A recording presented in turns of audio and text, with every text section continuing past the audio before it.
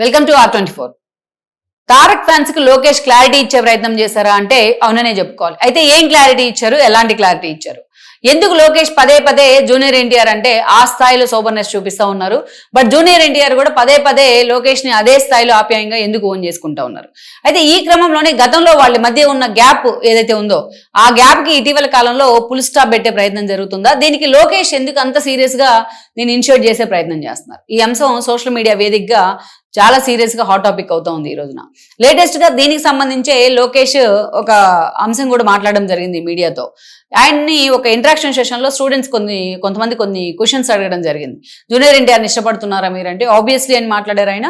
పవన్ కళ్యాణ్ ఎక్కువ ఇష్టపడతారా, జూనియర్ ఎన్టీఆర్ని ఎక్కువ ఇష్టపడతారా అన్నప్పుడు ఇద్దరిని ఇష్టపడతానని చెప్పి మాట్లాడారు. అది డిప్లొమాటిక్ ఆన్సర్ అయినప్పటికీ బట్ జూనియర్ ఎన్టీఆర్ పేరు ఇక్కడే కాదు, ఏ వేదిక మీద ఆయనకి సవాల్ ఎదురైనా అదే స్థాయిలో లోకేష్ వాళ్ళకి ఆన్సర్ ఇస్తా ఉన్నారు. ఇటీవల కాలంలో ఎక్కడ వచ్చినా జూనియర్ ఎన్టీఆర్ టాపిక్ గతంలో ఉన్న ఇష్యూస్ అన్ని పక్కన పెట్టి లోకేష్ అతన్ని ఓన్ చేసుకునేందుకు ప్రయత్నం చేస్తా ఉన్నారు. ఎక్కడ జూనియర్ ఎన్టీఆర్ సంబంధించి మీ పార్టీలోకి అతను వస్తే మీ రియాక్షన్ ఏంటి అని అడిగితే రెడ్ కార్పెట్ వేస్తామంటూ కూడా మాట్లాడుతూ ఉన్నారు. ఆ స్థాయిలో లోకేష్ మాట్లాడుతున్న తర్వాత అటు జూనియర్ ఎన్టీఆర్ కూడా అదే స్థాయిలో సోబర్నెస్ చూపిస్తా ఉన్నారు. గతంలో ఏదైతే వాళ్ళ మధ్య ఆ పార్టీకి జూనియర్ ఎన్టీఆర్ కి మధ్య గ్యాప్ వచ్చిందన్నది వాస్తవం. ఆ గ్యాప్ నిజంగానే లోకేష్ ఫుల్ఫిల్ చేస్తా ఉన్నారు. ఎందుకు ఆ గ్యాప్ ని ఫుల్ఫిల్ చేసే ప్రయత్నం చేస్తా ఉన్నారు, ఎందుకు జూనియర్ ఎన్టీఆర్ ని లోకేష్ ఓన్ చేసుకుంటా ఉన్నారు, తారక్ కూడా అదే స్థాయిలో, తారక్ ఫ్యాన్స్ కానీ తారక్ కానీ అదే స్థాయిలో లోకేష్ ని కూడా ఓన్ చేసుకుంటా ఉన్నారు. ఎందుకు ఈ సిచ్యువేషన్, అసలు దీని వెనక కారణం ఏంటనేది ఈరోజు మనం చెప్పుకుంటే, గతంలో అసలు గ్యాప్ ఎక్కడ వచ్చిందనేది కూడా మనం మాట్లాడుకోవాలి. హరికృష్ణ తన తండ్రి మరణం తర్వాత చంద్రబాబు నాయుడుకి బాలకృష్ణ తరహాలోనే సపోర్ట్ చేయడం జరిగింది. మధ్యలో చంద్రబాబు నాయుడుతో విభేదించి బయటికి వెళ్ళినా మళ్ళీ తన పార్టీని తీసుకొచ్చి టీడీపీలో కలిపేశారు. ఆ పార్టీకి మద్దతుగా ఉంటూ వచ్చారు. పార్టీ నుంచి పలు కీలక పదవులు తీసుకున్నారు. అయితే 2014 రాష్ట్ర విభజన అంశం చాలా పీక్ లో ఉంది. అలాంటి సమయంలో తన రాజ్యసభ సభ్యత్వానికి ఆయన రిజైన్ చేయడం జరిగింది సమైక్యాంధ్ర కోరుతూ. అయితే without prior information Chandrababu Naidu చెప్పకుండా ఆయన రిజైన్ చేశారు. అదే తెలంగాణ వాదులు కోపం తెప్పించింది. చాలా మంది చంద్రబాబు నాయుడు సమైక్యవాది కాబట్టే సమైక్యానికి అనుకూలంగా హరికృష్ణతో రిజైన్ చేయించారు అన్న చర్చను తీసుకొచ్చి చంద్రబాబు నాయుడిని నానా రకాలుగా తిట్టే ప్రయత్నం చేశారు. తెలంగాణ వ్యతిరేకని ఇంకా ఘోరమైన ముద్ర వేసే ప్రయత్నం చేశారు. ఇదే వాళ్ళ మధ్య గ్యాప్ పెరగడానికి కారణం అనేది అప్పటి నుంచి జరిగిన చర్చ. ఆ తర్వాత ఆయన చనిపోయిన సమయంలో అటు లోకేష్ కానీ ఇటు చంద్రబాబు నాయుడు కానీ ఆ పార్టీకి సపోర్ట్, ఆ ఫ్యామిలీకి సపోర్ట్గా ఉన్న ఆ బాలకృష్ణ కూడా అప్పుడు ఎంతో సూపర్గా ఉన్న. ఆ తర్వాత రోజు మళ్ళీ ఆ గ్యాప్ పెరుగుతూ వచ్చింది. పర్టికులర్గా నాని లాంటి వాళ్ళు టీడీపీలో టికెట్ తీసుకుని ఆ తర్వాత గెలిచి ఆ తర్వాత వైసీపీకి వెళ్ళడం కానీ, జూనియర్ ఎన్టీఆర్ మామ నారాయణ శ్రీనివాస్ ఆ పార్టీలోకి వెళ్ళిపోయి వైఎస్ఆర్సీపీలోకి లోకేష్ మీద పోటీ చేస్తానంటూ తొడగొడతాం కానీ, వంశీ లాంటి వాళ్ళు 2019లో గెలిచి మాటకు ముందు వైసీపీలోకి వెళ్ళిన తర్వాత మాటకు ముందు లోకేష్ను టార్గెట్ చేయడం కానీ, ఇవన్నీ కూడా టీడీపీ క్యాడర్లో తారక్ కంటే అసహనం కలగడానికి కారణమయ్యాయి. తన సొంత మామ వైసీపీలోకి వెళ్ళడంతో ఎందుకు జూనియర్ ఎన్టీఆర్ ఆపలేదు, తన సొంత మామ వైసీపీలోకి వెళ్ళి విమర్శలు చేస్తా ఉంటే ఎందుకు జూనియర్ ఎన్టీఆర్ అడ్డుకోలేదు. అదేవిధంగా చూస్తే తన లోకేష్ మీద ఆ స్థాయిలో వాళ్ళు బూతులు మాట్లాడుతూ ఉంటే ఎందుకు జూనియర్ ఎన్టీఆర్ దాన్ని కట్ చేసే ప్రయత్నం చేయలేదు, వాళ్ళని కంట్రోల్ చేసే ప్రయత్నం చేయలేదు అని చర్చ జరిగింది. ఒకవైపు జూనియర్ ఎన్టీఆర్ తాను రాజకీయాలకు సంబంధం లేదు, టీడీపీ తన తాత పార్టీ అయినా ఇప్పుడు నేను రాజకీయాల్లో లేను, నన్ను రాజకీయాల్లోకి లాగమాకండి అని మాట్లాడతారు.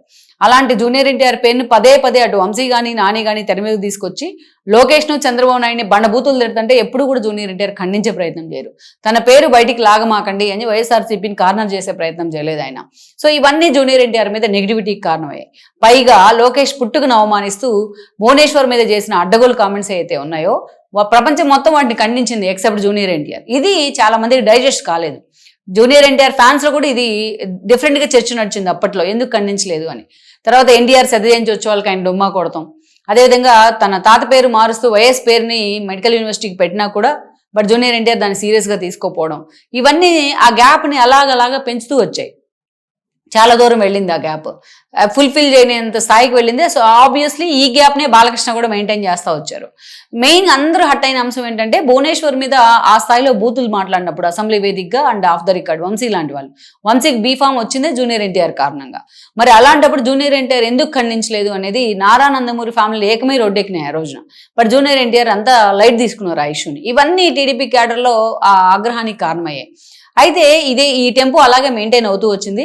బట్ సమంతకి కొండా సురేఖ చిన్న మాట అంటే జూనియర్ ఎన్టీఆర్ అందరికన్నా ఫస్ట్ కామెంట్ పెట్టారు, సమంతకి ఏ కష్టం వచ్చినా మేము నిలబడతాం, ఇది కరెక్ట్ కాదు అని ఖండించారు. మరి అలాంటి జూనియర్ ఎన్టీఆర్ తన సొంత మేనత్తని కూడా అదే సఫర్ అయింది కదా ఆవిడ అలా కామెంట్స్తో, మరి ఎందుకు ఖండించలేదు అన్న చర్చ కూడా జరిగింది. అదే ఆ పార్టీకి జూనియర్ ఎన్టీఆర్కి మధ్య గ్యాప్ పెంచింది. పార్టీకి ఏం సంబంధం అనుకోవచ్చు చాలా మంది.